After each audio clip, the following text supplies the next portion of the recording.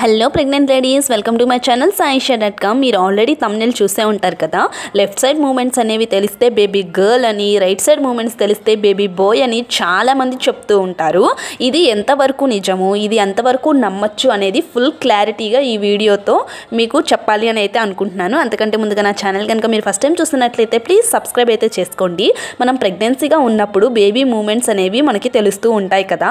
So మనకి baby మూమెంట్స్ని బట్టి gender అనేది తెలుసుకోవచ్చా? మనకి లెఫ్ట్ సైడ్ మూమెంట్స్ ఉంటే baby girl, right side movements ఉంటే బేబీ బాయ్ అని మనకు పెద్దవాళ్ళు చెప్తూ ఉంటారు కదా. అది ఎంత నిజం అని తెలుసుకుందాం. ఈ డౌట్ అనేది ఫస్ట్ టైం ప్రెగ్నెన్సీ వాళ్ళల్లో ఎక్కువగా ఉంటుంది. ఎందుకు అంటే ఫస్ట్ టైం ప్రెగ్నెన్సీ వాళ్ళల్లో చాలా రకాల డౌట్స్ అనేవి వస్తూ ఉంటాయి. నా ప్రెగ్నెన్సీలో కూడా నాకు చాలా డౌట్స్ ఉండేవి.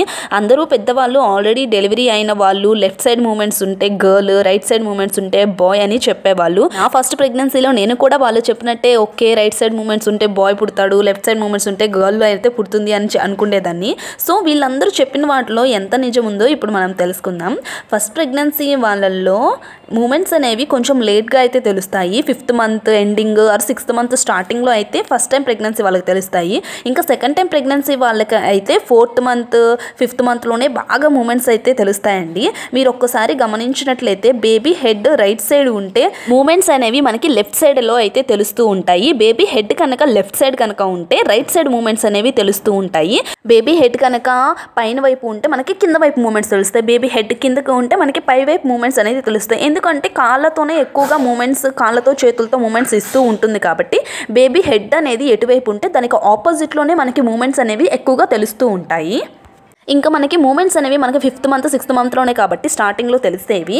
మనకి అప్పుడు కనుక మీరు గమనించుకున్నట్లయితే కొంచెం సేపు రైట్ సైడ్ తెలుస్తాయి, కొంచెం సేపు లెఫ్ట్ సైడ్ తెలుస్తాయి, అప్ తెలుస్తాయి, డౌన్ తెలుస్తాయి, అంటే పొట్ట మొత్తం తెలుస్తూ ఉంటాయి. ఎందుకు అంటే అప్పటికి బేబీ అనేది చిన్నగానే ఉంటుంది కాబట్టి బేబీ పొట్టలో మొత్తం అనేది తిరుగుతూ ఉంటుంది కాబట్టి మనకి పొట్ట అంతా కూడా మూమెంట్స్ అనేవి ఎక్కువగా తెలుస్తూ ఉంటాయి.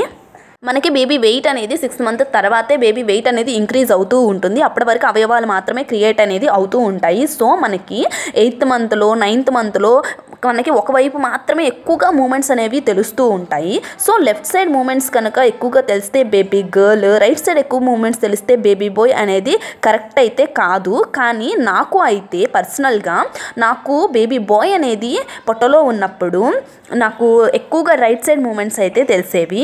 నాకైతే మా ఇంట్లో పెద్దవాళ్ళు కానివ్వండి, ఆల్రెడీ బేబీ బాయ్స్ పుట్టిన వాళ్ళు కానివ్వండి, చాలామంది అయితే రైట్ సైడ్ మూమెంట్స్ తెలిస్తే బాయ్ అని అయితే చెప్పారు. నేనైతే అలానే నమ్మేదాన్ని. ఓకే నాకు రైట్ సైడ్ మూమెంట్స్ తెలుస్తున్నాయి, నాకు బాయే పుట్టచ్చు అని.